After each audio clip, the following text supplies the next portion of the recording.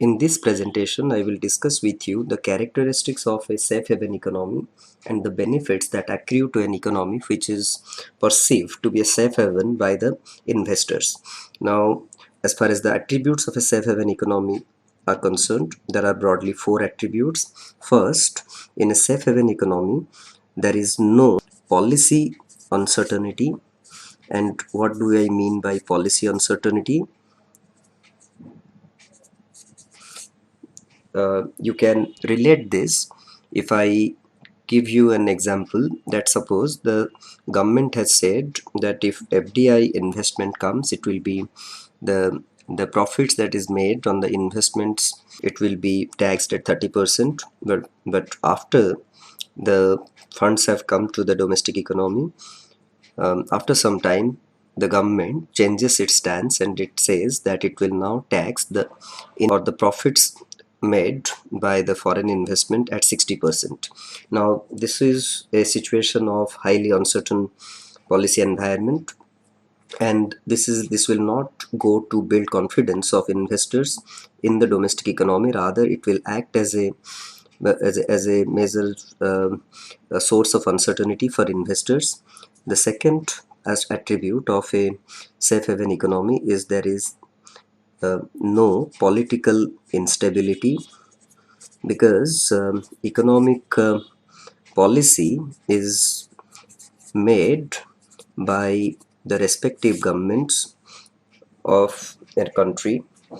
Now, if there is frequent political upheaval, or there is frequent change of government, then it also creates uncertainty in the minds of investors as far as the safety of the funds that one is bringing to this economy. And the third part is responsible policy making, the responsible policy making by the government as well as the central bank. That means the third attribute talks about the government behaving responsibly, in that it is not asking the central bank to print notes or print currency to finance its spending.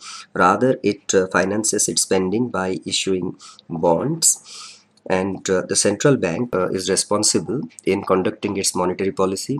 It is not doing the lines of the government to adopt populist measures and create more money supply in the economy. And the central bank is pursuing policies so that there is price stability in the economy, and there is good coordination between the government and the central bank in achieving higher sustainable growth. And the fourth attribute of a safe haven economy is that the economy is having institutions which are pro growth institutions institutions that are pro growth. And we have discussed what are the institutions which are pro growth. Broadly, the institutions which are conducive for growth are respect for property rights, a honest government, there is political stability, and the government is pursuing policies to build human capital of the country, and also policies which promote investment in the economy. So basically, the institutions which are the rules of the game should be so designed so as to create an incentive structure that will prompt higher investment in the economy and greater productivity in the country. Now, what are the benefits of a safe haven economy? We know that there are broadly the benefits. The benefits of a safe haven economy are also three or four, and these are the characteristics. These are the characteristics of a safe haven economy, and the benefits of a safe haven economy are um, three or four. Let us look at the first. If we consider the national income identity, it is y is equal to c plus I plus g plus x minus m. Now I can also write this as y minus c minus I is equal to g, and I will include now the taxes also, g minus t plus x minus m. So this tells me s minus I is equal to g minus t plus x minus m. This I can also write as s minus I plus m minus x is equal to g minus t. And if the government's budget is balanced, in other words, if g minus t is equal to 0, this implies s minus I is equal to, or s minus I plus m minus x is equal to 0, which in other words implies I is equal to s plus m minus x. M minus x broadly represents the current account deficit, and what this equation 1 tells us that the total investment in the economy is the domestic savings plus the current account deficit. In other words, the domestic savings are supplemented with foreign savings to give you the total investment. And why the current account deficit is representing foreign savings? Because from the balance of payment we know, if an economy is having a current account deficit, it also implies that it is also having a capital and financial account surplus. Okay, when the current account deficit goes up, the capital and financial account surplus also should go up, so as to have the balance of payment balancing. And because this economy is having a current account deficit, this current account deficit is financed through capital and financial account surplus, which represents the capital inflows into the economy. And these capital inflows are nothing but the foreign savings which are used to buy the bonds and equities of the domestic economy. So a part of the foreign saving is coming to the domestic economy, and it is supplementing the domestic savings to give us a investment level which is higher than the domestic savings. The proposition 1 is making that in a closed economy, ideally the total investment cannot exceed the domestic savings, but in an open economy the investment can be more than the domestic savings because of the capital and financial account surplus, which represents the capital inflows into the economy. And this inflow of capital is helping you to augment the total investment in the economy. Now this is possible. It is not automatic that a current account deficit will lead to a increase in the capital and financial account surplus. This will only happen if the investors perceive the domestic economy to be a safe haven economy. Now the if the foreign investors do not perceive the domestic economy to be a safe haven economy described by the above four characteristics, then perhaps the country has to take recourse to other means of financing the current account deficit, which will what the other options for the country. If it is not receiving the capital and financial, it is not receiving capital inflows from foreign countries, it has two options. Either it will make it will use its available forex reserves to pay for those excess of imports over exports, or it has to borrow to pay for its imports, excess of imports over exports.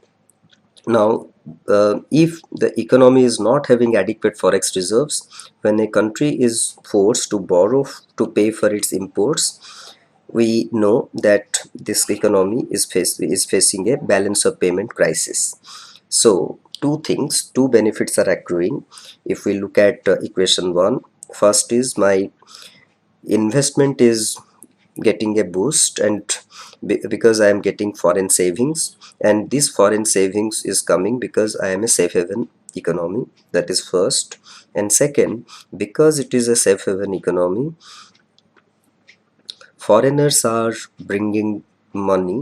In other words, what we are finding is that this country is buying goods by selling bonds. Now you may be interested to sell bonds, but the investors in foreign countries must be willing to buy those bonds. Now foreign investors will buy the bonds only if they perceive this economy to achieve a higher rate of growth, and it is a safe haven economy. So being a safe haven economy, it helps you to avoid a balance of payment crisis. Second, it helps you to get an investment level which is higher than what is permitted by the domestic savings. And what are the other benefits of being a safe haven economy? A third benefit of the safe haven economy is that because foreign capital is flowing into this economy, the supply of loanable funds in the economy increases. We know if this is the demand for loanable funds, demand for loanable funds, and this is inversely related to interest rate, and this is the supply of loanable funds. Okay, supply of loanable funds. What we are saying, if an economy is having a fiscal deficit, now if g minus t is greater than 0, that means, and this being a safe haven economy, the government is behaving responsibly. It is issuing bonds to finance its deficit. That leads to bond issuance